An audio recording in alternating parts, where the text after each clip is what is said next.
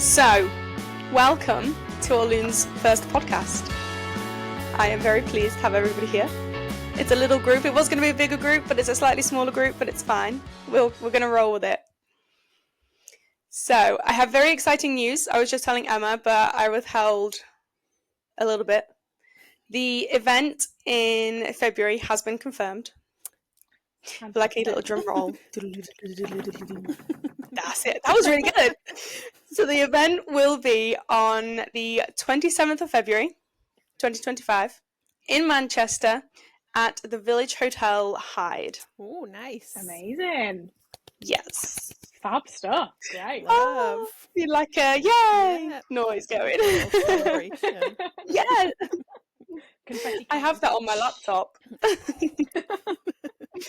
So I had a couple of people for getting it started as well, because so many of these things, you know, the ideas happen and the ideas are wonderful, but for it to actually start to become a thing, that's fantastic. Oh, thank you. Honestly, I feel like half of the people think I'm absolutely crazy, and then you guys think I'm awesome, and I'm like, you're my people now. I think we've all found each other. Yeah, exactly. I mean, you've got to be I'm not letting any of you know. Crazy to be in business. That's definitely the. I agree. I completely agree. So we have a little bit of an agenda even that we're going to try and stick to today as much as possible. We'll run through a little bit about Orlune, why it came about, a bit about me. We'll then pass the floor over to you to introduce yourselves, what you guys do as well. And then I really just want to have a bit of a kind of an all-round chit-chat about how we've all ended up here, building a community, facing the challenges, and why Orlune is important already, but why we think it's going to become even more important. Then I have some quick-fire questions at the end. Some are silly, some are serious, and I've not told you, I've not prepared you, you have no idea what's coming. Oh gosh. And I'm excited. A little bit kind of about why and how this all came around. You guys pretty much have been here since day one, so you guys already know, but for anybody who does happen to tune in and listen to us, I was made redundant twice in, I think it was like 7.5 weeks a couple of years ago.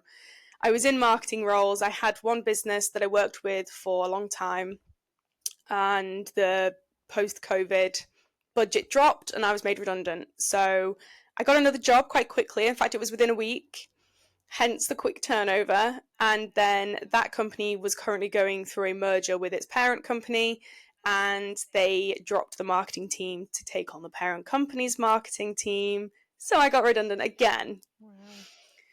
Yeah, so luckily at the time I was living at home with my parents. I had just moved home for the 300th time, however many times I've been back. I am now out again, but we'll see. I'd like to be done going home. And a friend of mine said, why not just do it? Just go out on your own. You know you can do the job. I've got someone who would probably be interested. And 2 years later, here we are. I still have that same client. You know, we launched my primary business as an email marketer. That has been going now, just shy of 2 years. And then Orlune came about because doing all of this, I only had one person in business that I knew that I could ring and say, how does this work? What do I do? What is taxes? Like, what do I have to do with that? Do I need VAT? What is VAT? Like, what do I save? You know, all those really silly questions that actually aren't that silly. And don't get me wrong, my parents they're very intelligent people, but they'd not run a business. So they only know information from when their friends were maybe starting up businesses 20, 30, 40 years ago. And you guys have been around a little while, you'll know the term, this is our golf course. My premise being that any man pretty much could walk onto a golf course, ask around for some business contacts and say, oh, mate, I've got this amazing business idea. Can you link me up with people? And they'd have everything they needed by the time they left. And that's no shade on the golf courses. There's no shade on men. Like, congrats, guys. You know, that's awesome. But typically, we don't play golf. Typically, there are women that do, and they rock. I don't. And I needed a golf course. So I put a TikTok out and asked where the girls were who couldn't play golf, who had a business, who had something to share with the world, and 300 of you messaged back. I was hoping for a couple of friends, and here I am. My partner says there's a whole community of us, and do you know what? He's right. And you could call us an empire at this point. Yeah, I think. absolutely. I like that. Yeah, I like that. And this is us. This is our yellow pages. We are building a community where if you have any business and you need help in marketing, you need help in packaging. There was a girl asking for help in shipping, international shipping. Someone else jumped on and said, yeah, I do this for a living. I will help you. Some of the advice in the group is for free. Some of the time, business connections, real connections are made. And do you know what? I love it. I know it's so cheesy, but every time someone says, yeah, I do this, message me, I just get this like smile on my face and I think, we're doing it. So that's me. That's Orlune.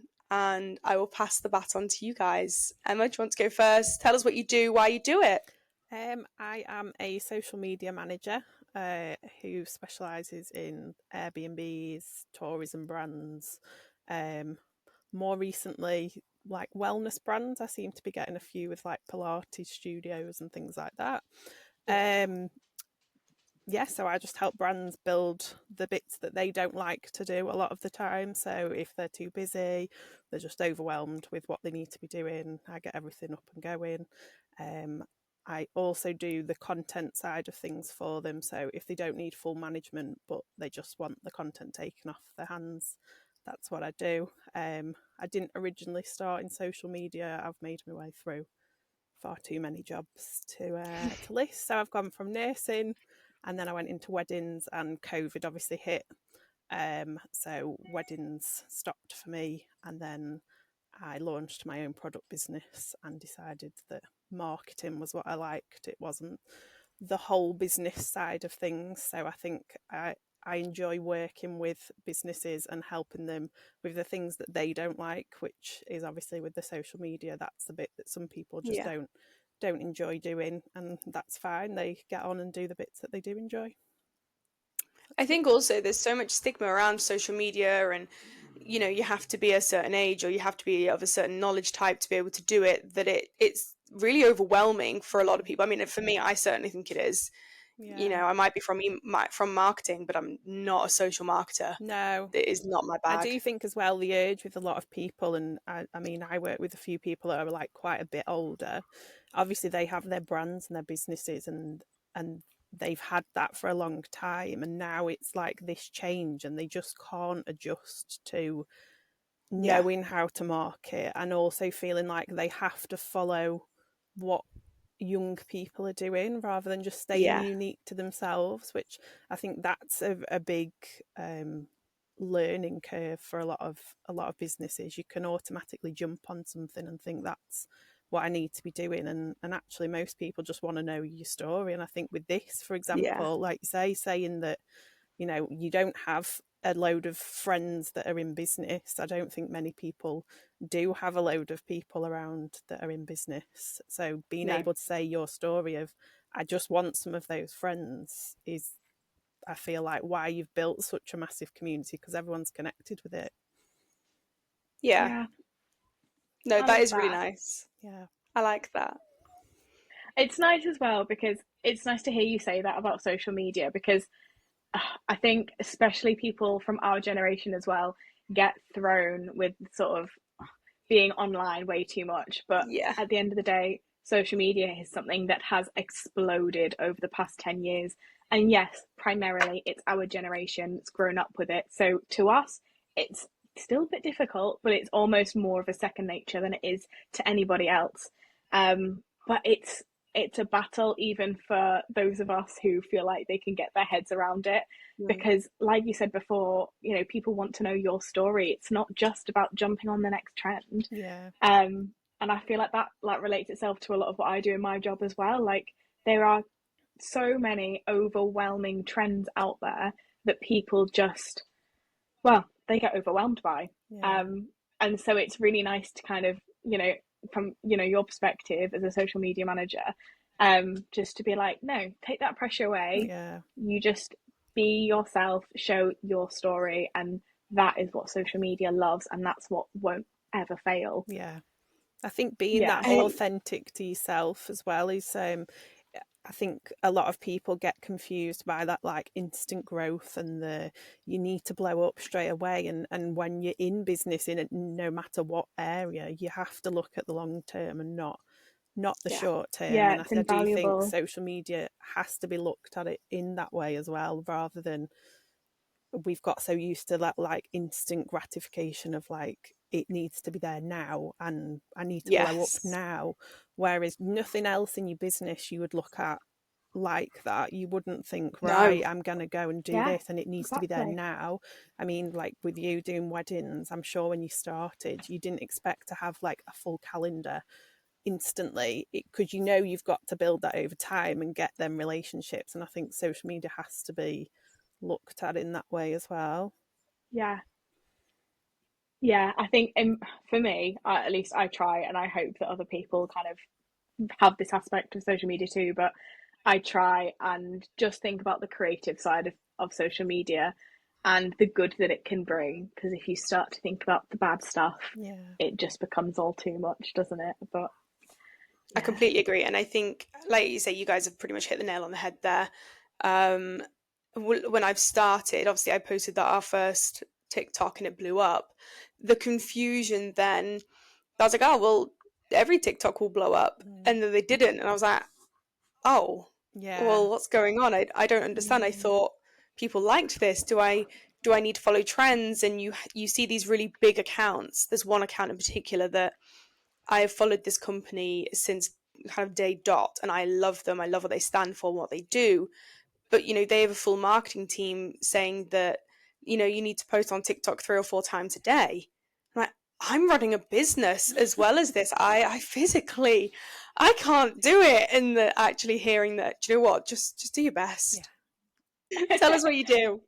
So, I'm a makeup artist. I have been self-employed since 2019, but I set up my business in 2021.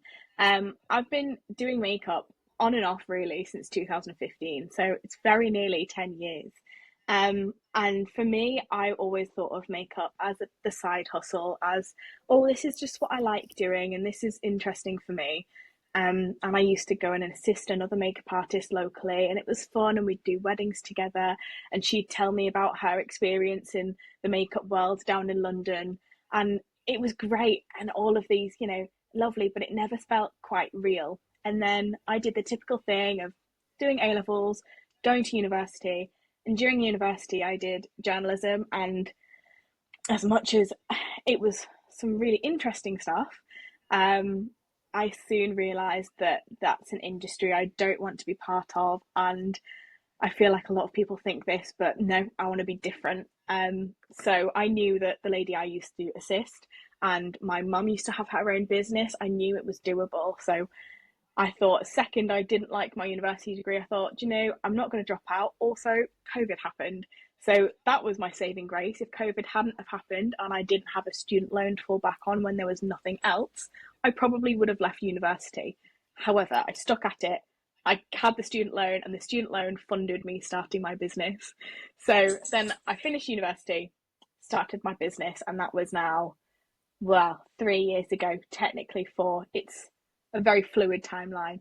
And now, yeah, based in the Lake District, mainly doing weddings, and I'm trying to diversify into a bit more of a makeup education kind of thing now, because makeup, as we were saying before with social media, has equally blown up with that into something that's so trendy, and so many people are overwhelmed by it, and they're thinking, oh, I've got to do this, and I've got to have all of these products, and I have to have every single one of a certain brand's lip glosses, and display them. And as much as that looks fantastic and it looks gorgeous, that is not realistic for everyone.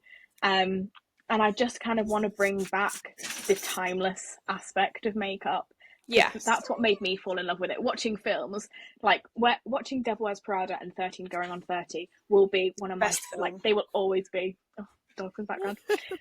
13 Devil Wears Prada and 13 Going on 30 will always be some of my absolute favourite films. And I remember looking at how Miranda Priestley looked in that film and thinking, God, I want to look that powerful. I want to look that fierce.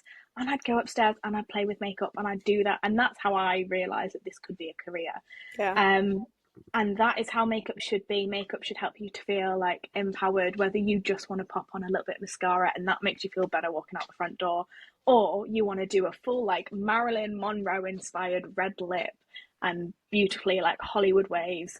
You go for it. You make makeup work for you, not the other way round, which I think a lot of people get trapped by. So hopefully, part of joining Orlune as well has been like really awakening for me in a way, because it's like, do you know what, that's what I really want to do, and I know it's possible now. There's other people that are trying to like change their little niche within their career and their business, and I'm like, do you know what, I can do this. So it's been so nice. It's just given you like a massive boost of confidence and having a support network literally just there at your phone.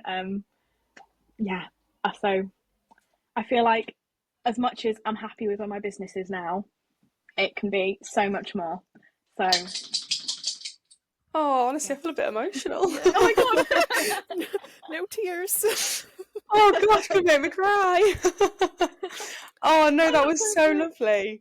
No, I honestly, it is amazing, and I do think you're absolutely right. Like, of course, you know, you can. It sounds silly, but you can change the world, and to feel like you guys do feel supported by the group, and that, like you say, there's that support. You're not on your own. You don't have to just figure it out. There's people there that are rooting for you. You know, the girls in there that have said, you know, some of the girls in there have hundreds of thousands of followers on TikTok. Some are like me and started with 100. And, you know, I was like, oh, I got 200. And everybody was equally as excited at my 200 than they were for the 200,000. And it's so personal. I think that's probably our biggest strength as a group, that we acknowledge that every journey is different. And, you know, I've had girls message saying, oh, well, I haven't actually started my business yet. Can I join? Yeah, of course you can. Of course you can join. I wish I had something like this when I first started. Me too. Like, I felt so alone. Like, I knew that it was okay because my mum had a business and she was a beauty therapist and a holistic therapist. But even then, like, I feel like I've been able to learn from her mistakes, but not everybody has that. Not everybody has an experience like that. And it's scary starting out on your own and having to depend on yourself. Yeah. And also feeling like the whole world is counting on you, or, you know, your relatives are just waiting for you to come back home. Do you know what I mean? Like you were saying before. So just having some girls there on your own golf course, like you were saying before, like this is what we need. This is what's been missing. 100%. Do you know one of my sort of initial biggest mistakes, and I was very lucky that it, like I say, I wasn't at home, so it didn't impact me massively, but so obviously I'm service-based, being an email marketer, but in fact, we all are, really, aren't we? None of us are really product-based. It was actually, when I signed on my first client, I didn't have a contract. I didn't know how to write a contract. I didn't take a deposit, but I went, see, you obviously knew that, your face.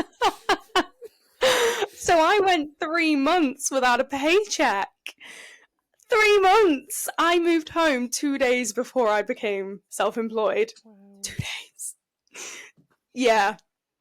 I don't know how. Honestly, I am the luckiest person, I think, in the world that my parents gave me a bit of slack and said, we get it, it's fine. You know, they did support me. I didn't have that many bills, so it wasn't the end of the world. But I did still have some bills. You know, I'm lucky I didn't have children to support. I only had my dog, which my parents happily picked up the slack for that for a couple of months. And that's something now I look back and go, that's so obvious.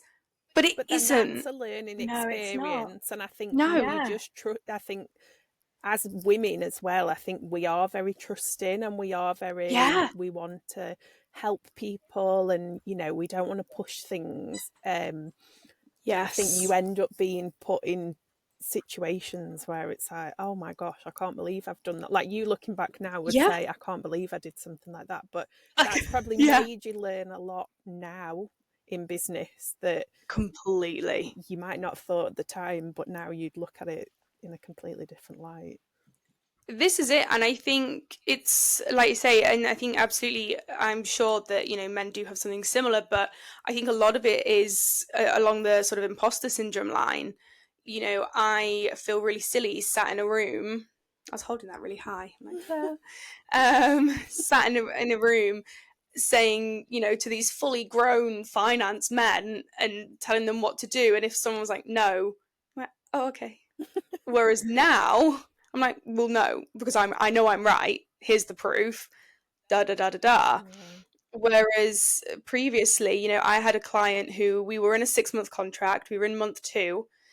They would always been a great client. They'd been lovely. Then they decided to take their marketing in house, which made sense for them. It was a really niche market, and it did make sense. But I just went, okay, and let them out of their 6-month contract, because my contract didn't have any penalties in it for leaving that, or not even penalties, that feels a bit harsh, but there was nothing in there. So realistically, if I'd fought back and said, well, actually, no, I know full well they absolutely would have washed the floor with me, because I didn't have anything in place. I didn't know how much going to see a lawyer would cost just to get a basic contract written up, or that I needed to. So, now I've met a couple of lawyers and said, okay, can you talk me through this? Can you have something drawn up? You can have it drawn up for under a couple of £100.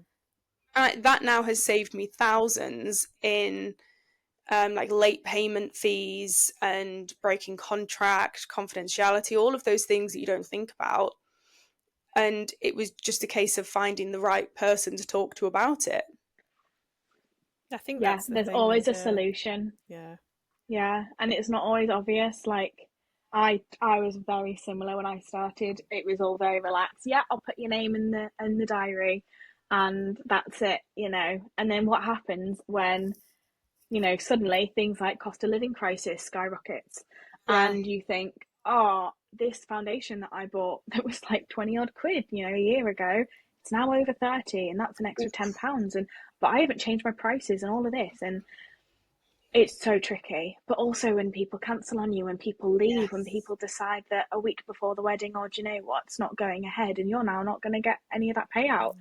And it's heartbreaking. Obviously, I've now been in the wedding industry for going on 10 years, because I've worked ever since I started in the makeup industry. However, you see all of these different examples of why a wedding might not go ahead or whatever, but you are a business, you do need to protect yourself. And 9.5 times out of 10, everybody understands, the world is full of lovely people, but unfortunately you have to protect yourself against the few that are going to oppose you and make things difficult. And I think typically those people who do kick up a fuss about you putting boundaries in place aren't going to be the ones that you want to continue to work with anyway. Precisely. So I think it's a really quick way to weed those out almost. I had someone reach out and ask for automation support. They wanted their entire system, entire business automated, but they wanted it done in 3 weeks. Yeah, so I was obviously going to have to hire help, and it was going to be expensive. And I said on the call, I'm always really transparent. And I said, what is the budget? Because I can give you a proposal that solves your solution with no budget in mind, so I can just get it solved. And then I can give you one within your budget, and we can prioritize. And he was like, oh, there's no budget. Oh, brilliant, dream client. Went away, thought I can get this done in 3 weeks. I can even allow enough time to review. Sent it back, and he said, well, that's far too much money. Right. And he's like, can you do it for £1,000? No. Whereas early days me would have gone, yeah. And I would have worked, 48 hours in one day, and I would have broke my back and potentially even worked at a loss, just because I thought that was better than saying no. And in the end I said, well, I'm really sorry, unfortunately, we're just not compatible to work together, and that was that. But I think I probably earned more respect saying no, I can't do that, than I did saying yes and getting it wrong. Yeah, which is so important, and it's really good. I feel like mentally that's a really good hurdle to overcome as well, because it sounds so wrong to tell a potential customer no. But that, like, that is gonna, back you more than anything. You know, you need to feel confident in yourself. Yeah, there's so many times, especially, you know, we're all service-based businesses, which is funny because there's a lot of product-based businesses in the Orlune group chat, isn't there? But yeah, I've had so many times recently where, you know, people, if I'm just doing a one-off occasion makeup, they'll go, oh, if it's cash in hand, can you give me a better price? And inside I want to go, oh yeah, okay, but I'm like, no, I can't say that, because my products don't suddenly like go down in value just because it's cash. You know, like, I do think so with the service though, you very quickly forget that you're a business because it's you. And whereas I feel like with like a product, because you can see the product, you remember the value of the product. Whereas because you're offering something, you can quickly, like you say, be like, oh, well, I'll just do it for that price. But it's your time, it's your expertise, there's a lot more there than just the product as for other people. But yeah, you do quickly sort of, you can end up in a funny situation with. I think it'd be interesting to speak to product based businesses, because from my aspect, I'm kind of in two minds that my pricing is based. So initially I would be based per hour, and I knew roughly how much I was worth per hour. I knew how long a project would take, and I would charge. Whereas I got to the point, and I actually watched a podcast on it. I'll see if I can find the original podcast and I can link it in the notes. But it was basically saying that if you are really good at your job, why should you be penalised for that? So for me, drawing up an email automation for a welcome flow doesn't take me that long because I've done thousands, because I'm good at it. I know women aren't supposed to say that and we're not supposed to be big-headed, but I'm really good. I'm really glad to hear it. Yeah, do you know what I mean? I'm really good. Why should I charge you less because of my talent? So now I do charge for things like that. I charge on a project per project basis. But I think, so I don't have a lot of overheads with it being, I have software that I pay for every month, and that's about it. Whereas I think if you're, Felicity, I feel like you're kind of in the middle, and correct me if I'm wrong, because you still have to buy products. So you can say, for example, I've used, that's hard. Yeah, you buy one foundation, say for £30. How many uses does that get? How do you divide that across different shades of people? And so hard. It can't, do you know what I mean? It can't be done. So you're also covering your skill, your time, and the products that you can't really split. You know, so I feel like it is pricing. Again, I didn't have any idea where to start. I knew what I was earning, obviously, when I was employed, but I knew that I could charge a lot more being self-employed. And, you know, it'd be interesting to hear how you guys, without giving too much away, I don't want you to sort of say something you don't want to say online, but how you came to your pricing. Did you speak to other people? Because I didn't know anybody who did what I did. I still don't really know anyone who does what I do. Yeah, I didn't have many friends that did. To be honest, when you this is another thing that we can talk about at length, but when I became self-employed and when I started my business, there was really no friends or people that I would call friends that were too supportive. You know, they didn't know what owning a business was like. They also had no idea how to charge for your own services, how to do things like that, you know. One of the hardest things I've had to do recently is change my pricing to, I used to have so many different options for different styles of makeup. And as I do this and over the years, I'm like, some of these things are taking me the exact same amount of time. Yes, I might have just charged someone, you know, £30 for a minimal makeup because I'm not using as much product, but I'm still using the exact same skill set that I've learned over the past 10 years. I'm still using, you know, I'm still using all of like the time and stuff of preparation and cleaning things afterwards, of the admin tasks, all of that goes behind it. So I've made the decision to charge a set fee for a makeup, which is now any style. So whether you want hardly any makeup, you just want to look like exactly like yourself, but you've just rolled out of bed and you look incredible, you know, or you want to, you know, that whole heavy glam kind of thing that people are saying now, like full glam. Yeah. that's all included in the same price bracket, because it's still me. It's still the same products that I'm using. It's just my expertise knowing how to use those products in different ways to get a different desired result, rather than kind of me taking a loss. And when people saying, oh, actually, I just want a minimal makeup, but people don't understand what they're asking for by saying minimal, because they're like, oh, well, I want natural. And there's a whole thing in the beauty industry at the minute of saying neutral and natural, and exactly. So if people are saying, oh, I want natural makeup, so it's only going to be minimal, and then I turn up, I do the makeup, and they've already paid me, and then you feel like you can't then ask for more, even though you've done more of a service, and it's so tricky. But you have to back yourself, like I was saying before. Like, since I've made that price change now, no one's come back to say, oh, could you not do this a bit cheaper because I don't want it. This is how much it costs now. And if you put out questions, if you say, oh, it's 50 quid, is that okay? Don't say, is that okay? No, don't soften it. It's £50. If you say, is that okay, that then opens up the conversation for them to say, oh no, actually I want a discount, I want it to be reduced, blah blah blah. Don't let that happen. Like, back yourself, be, feel empowered in what you do and how much you charge. And pricing's not the end of the world. If it doesn't work for the first, it works for the first 6 months and then there's a problem, you can change it. It's okay. Your business.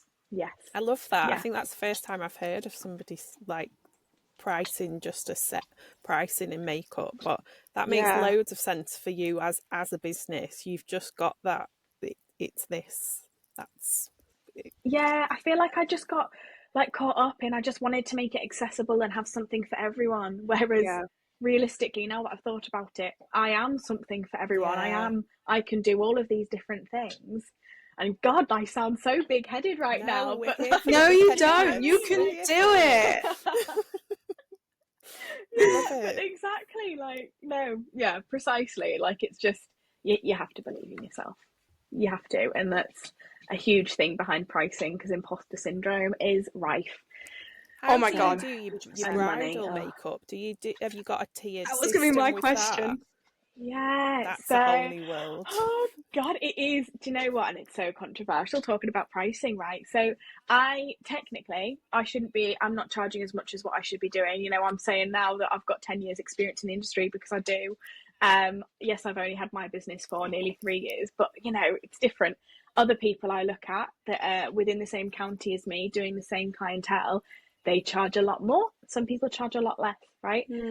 So for me, I do it in packages. So if someone's booking me for their wedding, it's a wedding package. It's not necessarily bridal makeup on its own. It's the package then includes an online call to say, hi, how are you doing? This is me. This is you. Are we compatible? Are we going to work together? If we are, brilliant. It includes my CRM software, which is my client relations management system. I don't know if I've got that acronym right, but it includes that, because that is fantastic and it works so well for me and my clients, and it keeps me accountable for when and how and why I should be doing things, and keeping on track with everybody's part of their wedding, because someone might book me 3 months before the wedding, someone might book me 2 years. So everybody's workflow is going to be different. So it includes that. It includes obviously I've got to buy in products. I've got to have like a stock. Cleaning products costs me loads, because I've got to sanitize and clean every single brush, every single makeup palette, every single spatula that I use. There's so much behind it. It's totally the not glamorous part of the job, but that takes me hours. If I've gone and done a makeup like I did yesterday, I did 7 people's makeup yesterday morning. I got home and I was cleaning brushes for just over 2 hours.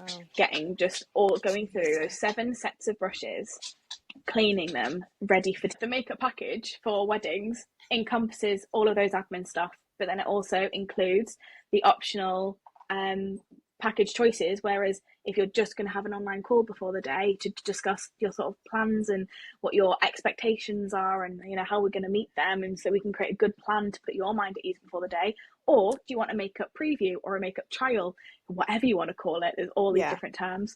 Or do you want like the super luxury package where I can give you loads of added extras? I can give you extra retouch kits for everybody who you've got. Do you want me all day? Do you want me just for a few hours in the morning? Do you want me to stay until after the ceremony? there's all of those options. So my standard, lowest tier wedding makeup, you still are going to get the best finish, but it's all the added extras as well as makeup. So my lowest tier for weddings is £130, and it goes up to from 220 for my most expensive tier. But then you add on extras. So if you're then having 3 or 4 bridesmaids, you then have to add, each bridesmaid on as an add-on to the package, so that you can customize it and you can make it bespoke. All of that. Also, deciding now to do lashes are included in the price of makeup, so that if someone then on the day says, oh, actually, can we try a few lashes? I'm like, no problem. Whereas if they haven't chosen lashes before and I have to do the lashes, and then I go, oh, I'll send you a link to pay. And if I forget or they don't pay, I've got no way of chasing that up. I'm not going to go to small claims court. I can honestly vouch for like the makeup artists that I work with regularly, the ones I follow on social, that has like my makeup artist ever or never happened to them. She was What? amazing. But it's a few of them that they ruin it this way. She turned up. She turned up with one foundation, and there were 2 mixed race girls. There was me. Yeah, like, you're in my kind of club. Yeah, I'm like this end. They were up this end, and there was just one lot of foundation. So this isn't really making me feel any better by the fact that I'm getting married in Slovenia, not having a wedding trial, not having a hair trial, a makeup trial, not seeing my venue, not really doing anything other than... Is the makeup and hair over there, or are you taking somebody over? Oh, no, okay. So I've told my wedding planner to just find me a makeup artist, find me a hairdresser. Honestly, I am sure you will be okay, because I think that's what she does. You just said, yes. If that's what she does, and if you'll make like your wedding planner can hand you over like their website or anything, or you can go and have a Zoom call with them, go and do it just for your peace of mind. But definitely. I can 100% say to you, like, it's a very, very few people that bring it for the rest of us. Most of the people that I work with in the industry near me are wonderful people, and they're really lovely, and they'll make you look and feel great, But there are horror stories out there, which that's the only one I've ever come across. A lot of people. That is the only one. That's not bad. Well, that's one. Yeah. But then it's a good story to tell, though, isn't it? So equally, Yeah, I think I went from one end to the other I had a perfect makeup artist for my wedding. And terrible. And then, that. So if somebody is getting married, where would they find you, Felicity? Whereabouts in the country are you? If they wanted you. I'm based up in Cumbria, but I can cover anywhere in the northwest or further. I've done a wedding in France back in August, which was lots of fun. Awesome. It was the first abroad wedding that I've ever done. But do you know what? Taking all my kit and stuff across was not as stressful as I'd made it out to be. The second I was leaving Toulouse airport, walking out with all my stuff, I was like, oh, this is fine. I don't know what I was worried about. I'm an international makeup artist. Honestly, no, it was really good. Media. Yeah. Do you know, I need to like broadcast that way more. I'm like, you do. Yeah. Do you know, I did start editing my TikTok from the vlog of that this morning, so I will finish that this afternoon. But honestly, if you ever wanted to go to Slovenia, take her over. Where is it, like near Lake Bled or something like that, or? It's on Lake Bled. Oh, wow. Yeah, cool. Okay. And the reception's at the castle. Oh wow, I love that you knew that. It was meant to be. My sister went to Lake Bled years ago, and I've always like looked at her pictures and just thought that looks beautiful. Wow, that's really exciting. But yeah, I mean, I mainly do weddings up in the Lake District because I'm based just on the edge of the Lake District. But really, I can do anywhere. I'm spoiled for choice for wedding venues. I mean, I think the wedding venue I get booked for most often, especially this year, has been Ladore Falls, which is about a 20-minute drive for me. So it's nice and easy, and it's, the wedding team there is fantastic. But there's the sister hotel in on the lake. There's Broad Oaks Country House I do a lot of weddings at over in Windermere, Townhead Estate. There's some really beautiful venues up here, and even closer to home, there's some gorgeous barn venues like Low Hall the Lakes and Newhouse Farm, which I'm at a lot. And like each one has such a lovely little like vibe of its own. Do you know what I mean? Like they all have a lovely feel, which is perfect for so many different people. So I am lucky that I get to live and work in such a beautiful place. Yeah. But I have brides from all over the country. It's, do you know what? Maybe 20% of the time they're local to Cumbria. It's not very often at all. But yeah, if you want me to travel, I'll travel. Let's do it. I also need a content creator. We could make this just like an international podcast. This is it. I'll follow you around. Hey, our golf course is working pretty well. It is, yeah. Isn't it? All these this golf course is going great. I've also got an engagement party in Bawtry that I need a makeup artist for. So, you know. Wow. Okay. Sorted. Got it all. So, I would love to run through the rapid fire questions because in my head, I think they'll be quite quick. In reality, I don't think they will be. So we'll see how we get on, eh? I want you to answer. So I'm going to ask the question. I want you both to answer. The first one will go round. I'll go last because it's quite easy. What is your Starbucks order, Emma? And you can say you don't hot chocolate. That's it. I'm boring. Social media and hot chocolate. Yeah. Controversial. Yeah, Felicity? I'm not one of those girls. I'm not. I love that for you though. I'm also quite basic for my Starbucks order. I am not a coffee lover. But my go-to Starbucks order when it's between September and April will be an oat milk medium chai latte. Nice. Love it. And sometimes if I'm feeling a bit fruity in the summer and it's a warm day, I'll get one of like the refresher cooler things. I have been loving like the coconut.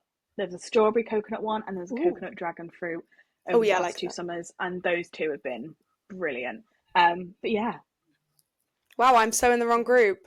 Yeah, I think having 3 kids, a Starbucks order could come to a hell of a lot of money with the. Yeah, no, that's fair. Yeah. I just get told off now at Starbucks if I go, because usually I've got the dog in the back of the car, and if I drive through Starbucks and get myself a drink, she will go mental unless I get her a puppuccino. So get her a puppuccino. Pop cup. She's so funny. I've got so many videos of her going absolutely mental. She is a black lab. She loves her food, but her eyes literally light up, and oh my god, it's the funniest thing. So worth Mine are the same. They love it. See, I'm very basic. Don't get me wrong.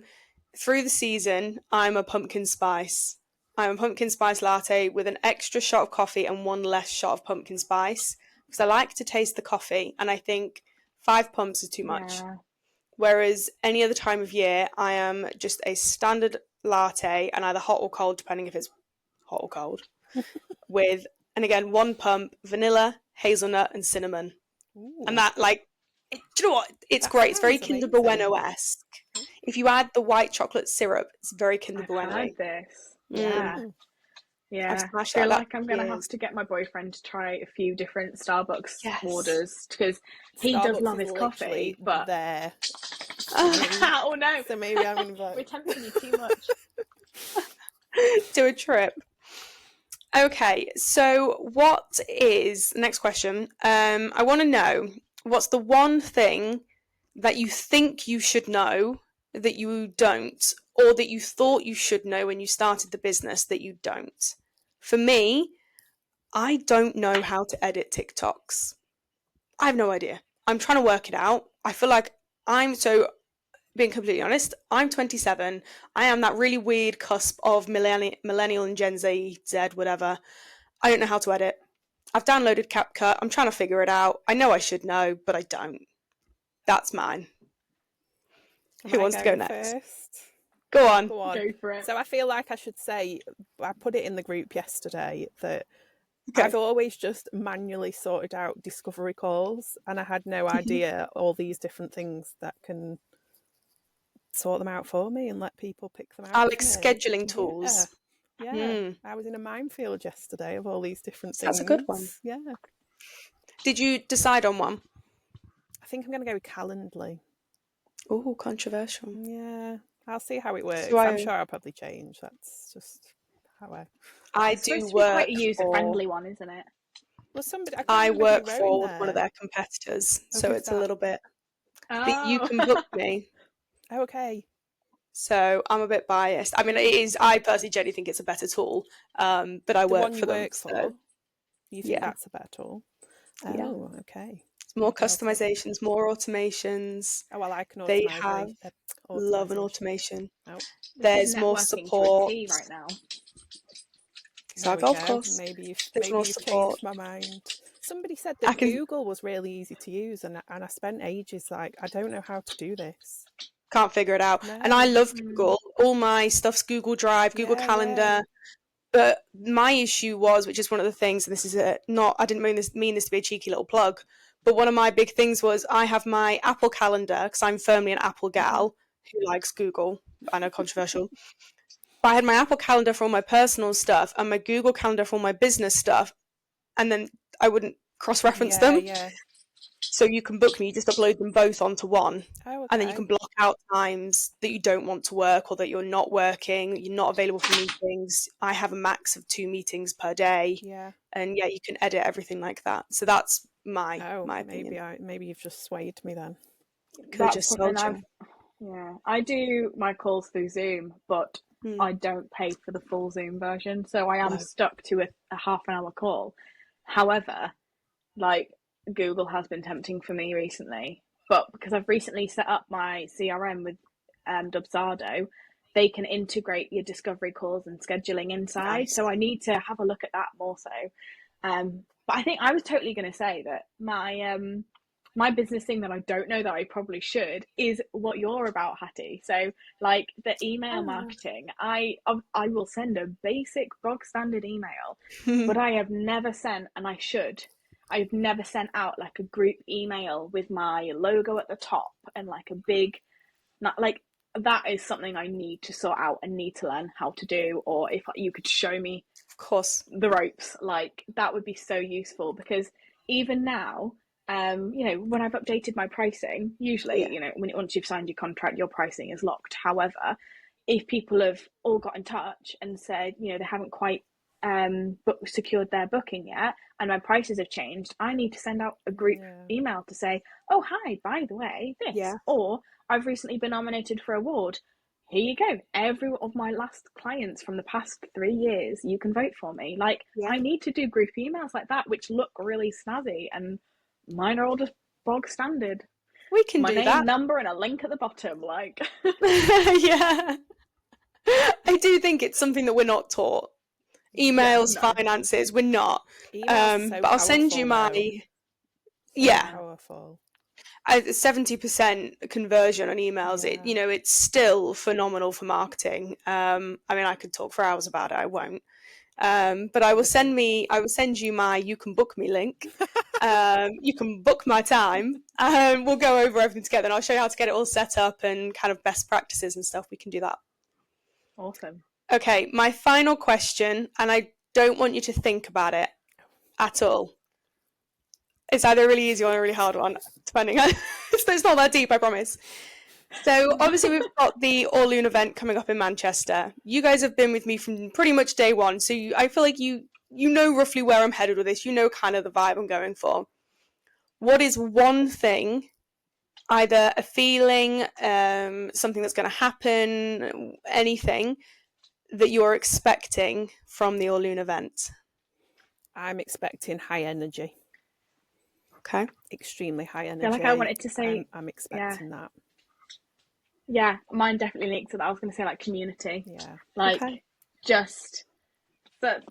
I'm totally in my head. I'm just imagining like a massive group, all these tables, and just people wandering around, saying hi, introducing themselves. Like, I've been to wedding fairs before, and as much as they can be wonderful for some suppliers, they can also be very stiff. And especially as a makeup artist, and all of the like stigma behind makeup and overwhelming feelings with social media and all that, I never really got people to come to my table unless I reached out to them first. Whereas I feel like this is going to be different. This is going to be like friendly and a total community vibe. Like, I am really looking forward to it. Yeah, I think like the energy there is, and I mean, even in this call, there's only 3 of us, but look how many things that sort of like interconnect in all the different businesses, and things that you haven't thought about for your business, and things that you're just not sure of. Having so many different fields, I feel like we need to have like big signs though saying, I do this. I'll let you know a secret. Make our own little poster. I'm already on it. Great. I've already got an idea. I'm not gonna. My plan is to try and keep. I'm terrible at keeping secrets. My plan is to try and keep as much quiet as possible. Yeah, so that the whole day is a surprise. But it's good to know what people are expecting. And I do agree. I used to work in sales as well as marketing. So I've done my fair share of events. And I agree, it can be very, not even cliquey, but it can be very much a bit of a kind of a golf course replica. It can be a bit of an old man's club sometimes. The men that maybe have been going all the time for years. And like you say, not everybody finds it easy. I still do exhibit for a client of mine, and I find it very easy to walk up to people and say, hi, this is what I do. Do you want it? That comes quite naturally to me.